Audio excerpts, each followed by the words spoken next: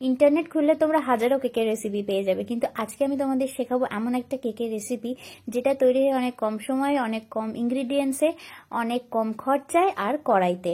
প্রথমে যেটা করতে হবে, ওইসব গ্রাম মিলিগ্রামের হিসাব ছাড়ো, 4টে সমান বাটি নেবে।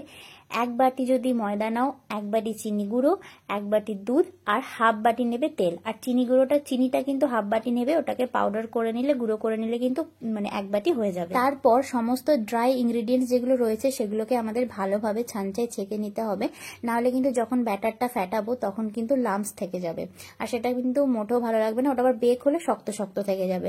তো প্রথমে ময়দা, তারপরে চিনি ভালোভাবে ছেঁকে নিয়ে, এরপর baking powder, baking soda, cocoa powder, vanilla essence এগুলো আমাদের লাগবে। ভ্যানিলা এসেন্সটা আমরা লাস্টে ব্যবহার করব।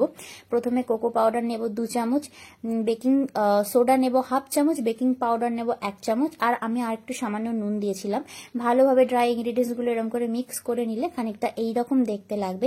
এরপরে আমি ক্লিপটা অ্যাড করতে ভুলে গেছি, তুলতেই ভুলে গেছি। দুধ নিয়ে ভালো করে আমি একটু ফেটিয়ে নিয়েছিলাম, তারপরে তেলটা দিয়ে প্রায় 20 থেকে 25 মিনিট আমাদের কিন্তু এটা ফ্যাটাতে হবে। জানি একটু হাতে ব্যথা হয়ে যাবে, কিন্তু যেহেতু এটা আমরা কড়াইতে করব তো ফ্যাটানোটা কিন্তু মাস্ট।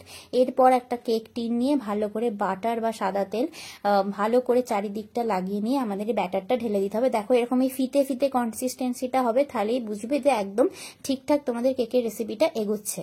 ব্যাটারটা ঢালা হয়ে গেলে আমরা কেক টিনটাকে একটু ঠুকে নেব মাটিতে, তাহলে কিন্তু যা হাওয়া থাকবে সেগুলো কিন্তু এরকম ফুটো ফুটো হয়ে বেরিয়ে যাবে, তবে লাম্পস হবে না, আর পুরো জিনিসটা কিন্তু ভালোভাবে সেট হবে।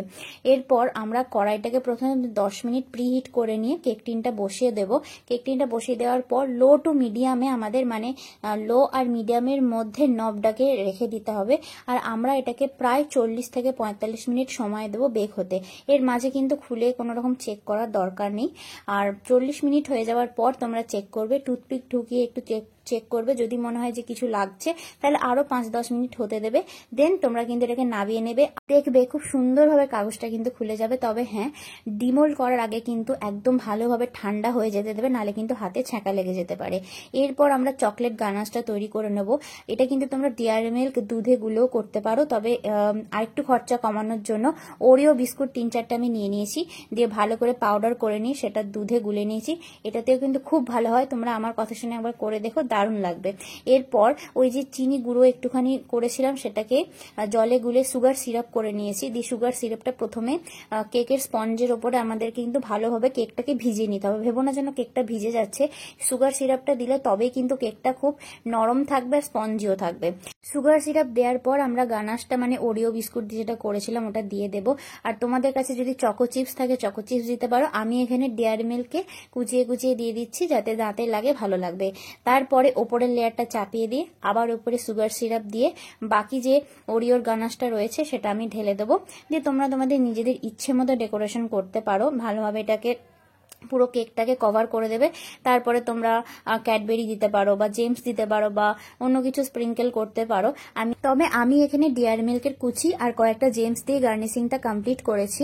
আর এটা ছিল আমার জন্মদিনের কেক, 13 তারিখে আমার জন্মদিন ছিল। আর 3-4 বছর ধরে আমি আমার জন্মদিনের কেক নিজেই বানাচ্ছি, এই রেসিপিটাই ফলো করি। আর তোমরাও যদি এই রেসিপিটা ফলো করে কেকটা বানাও তাহলে আমি তোমাদের গ্যারেন্টি দিচ্ছি মিও আমাদের কেকের থেকেও কিন্তু তোমাদের কেকটা বেশি খেতে ভালো হবে, আর সবাই এটাই বলবে। তবে একটা কথা মাথায় রাখবে, যেদিন কেকটা দরকার তার আগের দিন কেকটাকে করে ফ্রিজে ঢুকিয়ে রাখবে, তাহলে টেস্টটা কিন্তু সব থেকে বেশি পাবে। দেখা হচ্ছে পরের একটা ভিডিওতে, সবাই ভালো থেকো, টাটা।